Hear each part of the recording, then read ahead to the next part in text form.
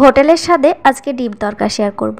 তবে এই তরকা তোমরা বাড়িতে থাকা ঘরোয়া মশলা দিয়েই তৈরি করে নিতে পারবে। আজ থেকে হোটেলের তরকা তোমরা ভুলে যাবে। তো ভিডিওটি ভালো লাগলে চ্যানেলটি সাবস্ক্রাইব করে দিয়ে আমার সাথে থাকার অনুরোধ রইল। এখানে প্রায় 2 কাপ মতো তরকা ডাল আছে। আমি প্রায় 10 থেকে 12 ঘন্টা ভিজিয়ে রেখেছিলাম। আর এই তরকা ডালগুলো অবশ্যই 10 থেকে 12 ঘন্টা ভিজিয়ে রাখতে হবে।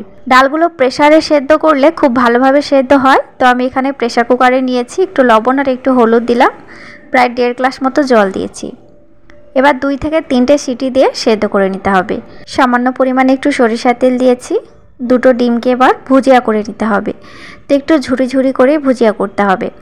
আর আজকে যেহেতু আমি ডিম তরকা শেয়ার করছি তোমাদের সাথে, পদ্ধতি একই। যারা ডিম খাও না তারা ডিমটা অবশ্যই স্কিপ করে যাবে, তবে রান্নার পদ্ধতি একই থাকছে।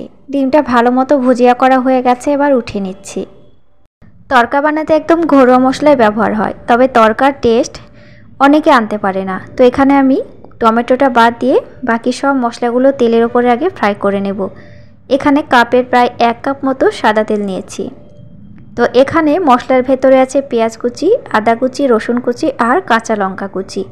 তরকাতে এই মশলাগুলোই অবশ্যই লাগবে, আর এগুলো অবশ্যই তোমরা কেটে ব্যবহার করবে। তো টমেটোটা একটু পরে ব্যবহার করব, আগে পেঁয়াজটাকে একটু ফ্রাই করে নেব। টমেটোটা একটু পরে ব্যবহার করেছি, কেননা পেঁয়াজের সাথে ব্যবহার করলে কাঁচা গন্ধ থেকে যাবে। তো দেখো ভালো মতো ভাজা ভাজা হয়ে গেছে। এবার আমি চা চামচের 1 চামচ পরিমাণে হলুদের গুঁড়া আর 1 চামচ পরিমাণে জিরার গুঁড়া দিয়ে দেব। এবার এই মশলাগুলোকে ভালো করে সময় নিয়ে একটু কষাতে হবে। যত ভালো কষানো যাবে টমেটোটা ভালোভাবে পেঁয়াজের সাথে মিশে গাঢ় হয়ে যাবে মশলাটা। তো ভালো মতো প্রায় 3 থেকে 4 মিনিট কষাতে থাকবো। দেখো বন্ধুরা, টমেটো গলে গেছে আর সব মশলা একসাথে গামাখা হয়ে গেছে।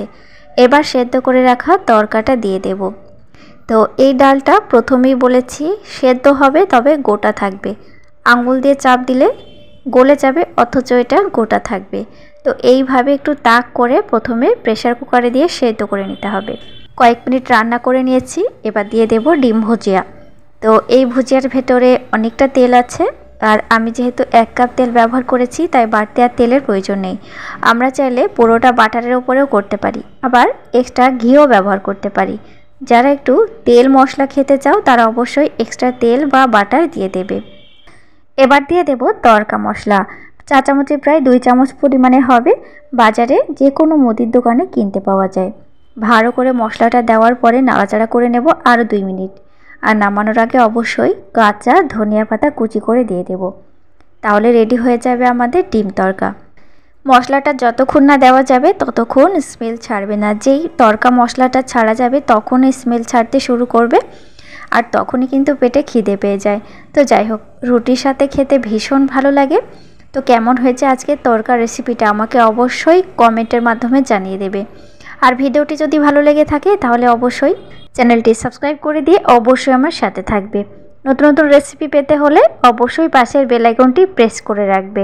ফিরে আসছি নতুন কোনো রেসিপি নিয়ে নেক্সট এপিসোডে। ততক্ষণ তোমরা ভালো থেকো। Thank you.